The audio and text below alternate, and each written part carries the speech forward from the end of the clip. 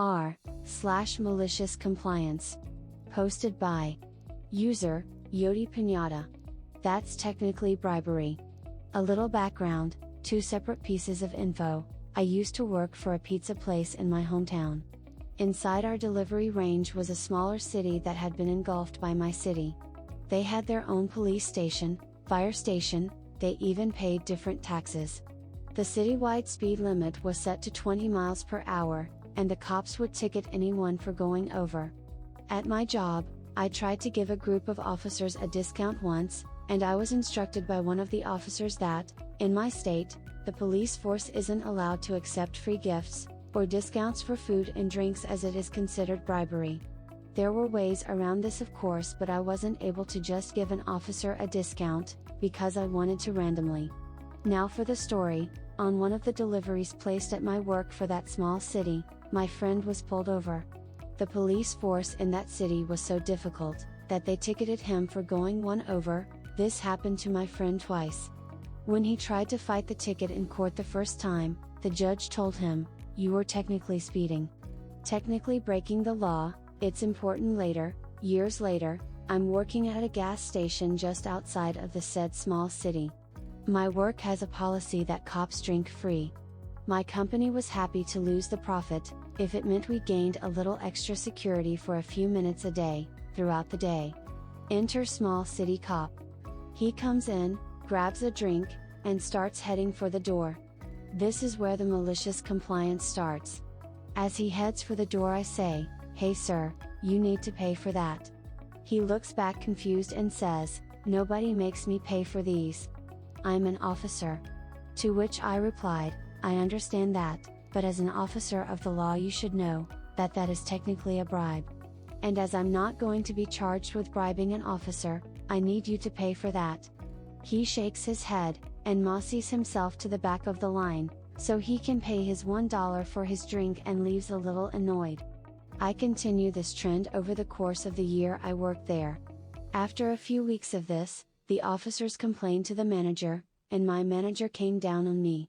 So I went into the small city and filed a complaint with their chief that his officers were taking bribes.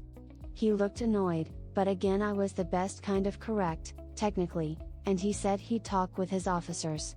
Over the course of that year, the cops were just flat out rude to me, but I didn't mind, because they had to wait in line and pay their $1 for a drink.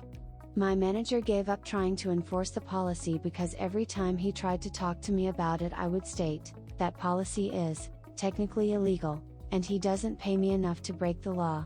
I never told him about my past job. I eventually left and I'm sure both the manager and officers were happy I left. TLDR, friend got tickets for technically speeding by doing 21 in a 20. So I maliciously complied with the law, and charged those same officers for their drinks when my company policy was for them to get a freebie, as that would, technically be bribery. P.S. After the complaint, I started air quoting the word, technically anytime I said it to him. Posted by user OKFeature6102. You're only allowed to work your contractual hours. A couple of years ago I had a job doing some translating. The job was simple, easy and boring, but because I had a skill set that was rare, and necessary for the job they needed me, more than I needed them. Management was kinda dumb and unhelpful. The kind of managers who would try to write you up, for going to the toilet too many times a day, or for taking 1 minute longer on your lunch break, because a queue to get past security isn't a good enough excuse. You need to be back 5 minutes before your lunch ends. A coworker of mine was reprimanded by management for doing his work too quickly. When he asked what concerns about the quality they had, they told him that it makes everyone else look like they're slacking, which looks bad to the company who outsourced us. So basically, management just wanted everyone to look busy. During my time there, I got diagnosed with a chronic illness. That meant I could no longer work my original contractual hours of 40 hours a week. Instead, I would sign a new contract stipulating that I would work Monday to Wednesday 9 to 5. They were very reluctant to do this, and no one else was able to get such an adjustment, but since they couldn't find anyone who spoke my language they were a little fucked. This worked out to be beneficial for both of us, I got my work done a lot faster now that I wasn't chronically worn down and the company didn't lose my skills. One day, I received a letter from a clinic I had been referred to. I was no longer on the waiting list, and they would be able to see me for my initial appointment the following week on the Tuesday. Great, I thought, I will just let management know. So, the next day I speak to my manager. Hey, I've got a clinic appointment come through, and it's on Tuesday. I don't know how long it will last and it's an hour's drive from work, so I was thinking if I could have this Tuesday off, and make up the hours on Thursday. They asked for some time to get back to me, and when I followed them up on it the next day, they told me I was only allowed to work my contractual hours. That I would have to take my holiday time off, or an unpaid time off, but since it was such short notice they couldn't approve it, and I should be more careful with my planning in the future. The thing is, I had been on this waiting list for a couple of months, and the only appointments they give for the initial one is short notice. I would value my health over work any day, so I shrugged and said okay. I called in sick on that Tuesday, citing my chronic illness, went to my clinic, and got a doctor's note from my GP. The following day I was immediately called into a meeting. They accused me of skipping work, calling in a fake sickness and threatened me with a disciplinary. I handed them my sick note, with my doctor explaining that my illness is chronic, and prone to flare-ups. He also included his personal opinion that it's a reasonable adjustment, to be able to attend any medical appointments necessary for managing my disability. There was a lot of back and forth with them accusing me of faking it. I refused to sign any disciplinary forms, and eventually, I was asked to go back to my desk while they discussed it with higher management. Some time goes by, and I'm invited back into the meeting room. Manager, we've come to the conclusion that your absence was valid and we will accept this sick note from your doctor. However, we would ask that you make up the hours that you missed this Thursday. I'm pleased to hear that. Unfortunately, I will not be able to work this Thursday as I have been informed that I'm not allowed to work outside my contractual hours. After that, the meeting was pretty much over. Management wasn't happy, but I got my sick pay and didn't work that Thursday. I stuck it out for a couple more weeks, but management was super grating. When I handed in my notice, they begged me to stay, offered me a significant pay raise, more than what my next job was offering me, but working with tedious management just wasn't worth it, and I had great fun telling them that. Posted by user, Older Sparky. Well, if I'm not there at 9, why don't you break in and start without me? A few years ago in rural Australia, there was a small empty government office building, and Gary, a government department manager. The building had been vacant for about 8 months, while committee after committee tried to decide what they were going to do with it. Gary was the manager of the infrastructure department, which was responsible for the upkeep and any modifications to the building. Gary was not an efficient manager. One of his favorite sayings was, "Flick me an email," which was strange, because outwardly, he didn't seem to ever read them. He also had this knack of never being on time for an appointment. Not many construction industry people I spoke with seemed to take joy in dealing directly with Gary. Where we could, we'd go through everyone else in the department to get stuff done, so Gary became known as Speed Bump. Something to be avoided if you could. Now, because I'm an electrical contractor who wears a few different hats, has been to a number of different rodeos over the years, and is afflicted with the curse of competency, I got roped into assisting Speed Bump with this building's future use. He asked for a 9 a.m. meeting at his office one day to discuss the building. Arriving at the outer reception 10 minutes early, I asked Jen, the receptionist, to let him know I was there. Jen comes back to me and says, "Gary's running late." He said to wait for him. About 30 minutes later, I asked Jen to remind him I was waiting. After a couple of phone calls, Jen says, I can't get through to him in his office, or on mobile. His office thinks he's left the building. No one knows where he is.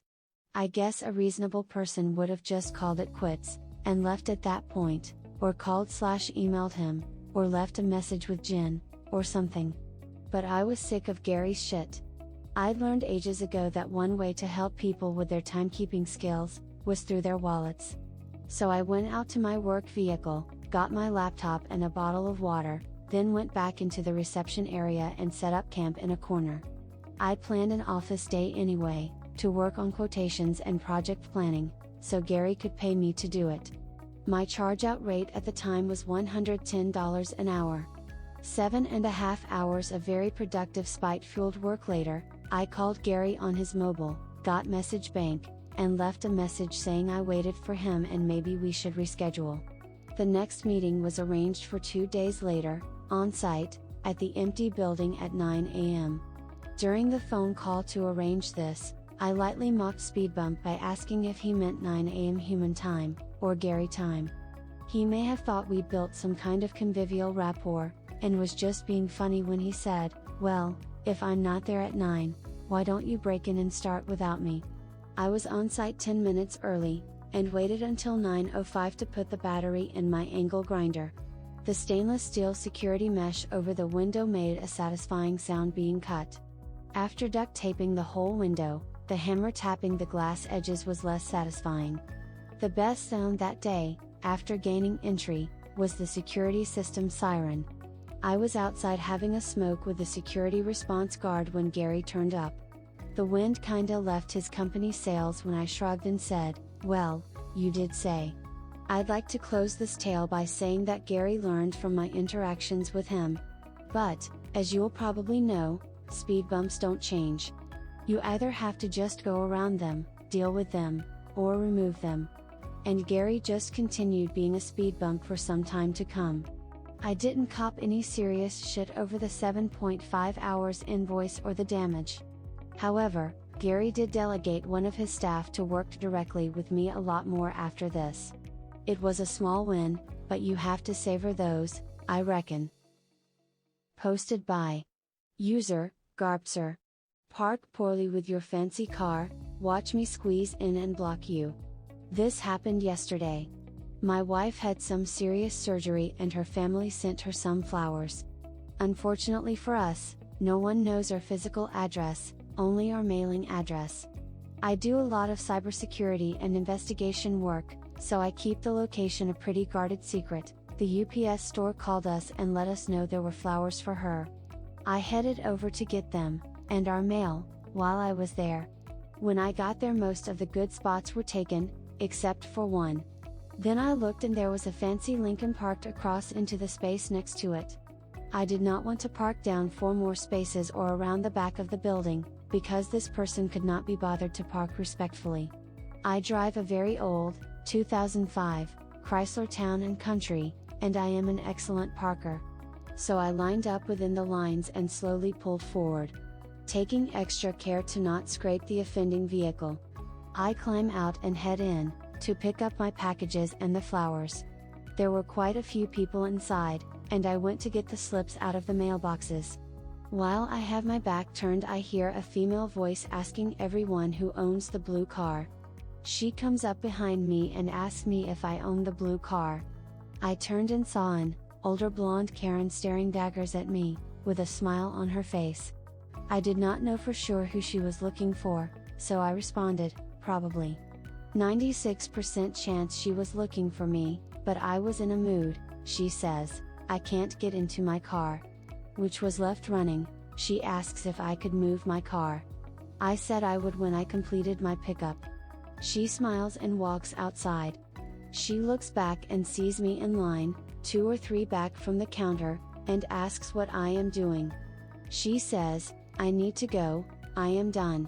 I reply that I am waiting to get my packages. At this point I see the 2 employees look at each other with a look of fear. I know they are not afraid of me, I have been with them for decades.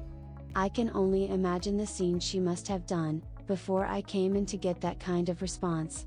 One of the staff calls me out of line and ignores the people in front of me, snatching the package slips out of my hand. Both of them abandon their post and go to get my packages. Now keep in mind I was in line, waiting my turn. I did not in any way ask for them to jump in front of the people that were there first. The other customers were oddly silent as this was going on. They grabbed my packages, forgot one, had to go back and look for it. When I stepped forward to sign for the flowers, Karen was standing there with her arms crossed and tapping her foot, right next to the signature pad. Like so close I would have had to lean on her to sign. I made a motion for her to step back, and she stared at me, then at the pad. I stepped back and told her I had 3 hours, and asked if she did. Karen huffed and took a half step back. I rolled my eyes and stepped in to sign. Karen says loudly, "I will get the flowers for you." Which she did. She snatched the vase and walked to the door. I knew she wasn't going anywhere, and there would be hell to pay if she accidentally dropped them. I signed for the rest of my packages and walked around her car to get to the back of my car. I let her hold the flowers because the packages were large and awkward. I needed an extra hand anyway. I loaded up and braced the flowers. She is standing directly behind her car and tapping her foot. I closed the trunk and went to get in my car. "Looks like you can't get in either," she cawed, because the car on the other side was kinda close, but it was within the lines. It had been there when I arrived and parked. "I got out, didn't I?" I replied as I turned sideways and crab walked slowly and got in my car. Before I closed the door, I heard one of the other patrons come out and ask why she hadn't left yet. She said she was blocked in, like he had not heard the exchange inside. "You should not have parked across the lines, I guess," he replied, and walked away laughing. I pulled out and got on the highway. She actually followed me for a long distance. I was in a company vehicle with the number on the side, so she is more than welcome to report me. I let my boss know what happened and he laughed. I know it may be petty, but for all of us that get blocked from parking in a spot by asshats that feel the rules don't apply to them, this is for you. TLDR, lady thinks parking rules don't apply to her. I make her wait and even help me while her car is running. If you like these stories, hit that like button, and leave a comment below. You can upvote these stories by pressing the links in the description. If you want to hear more stories from me, hit the subscribe button, and press the bell icon to be alerted when a new video is posted.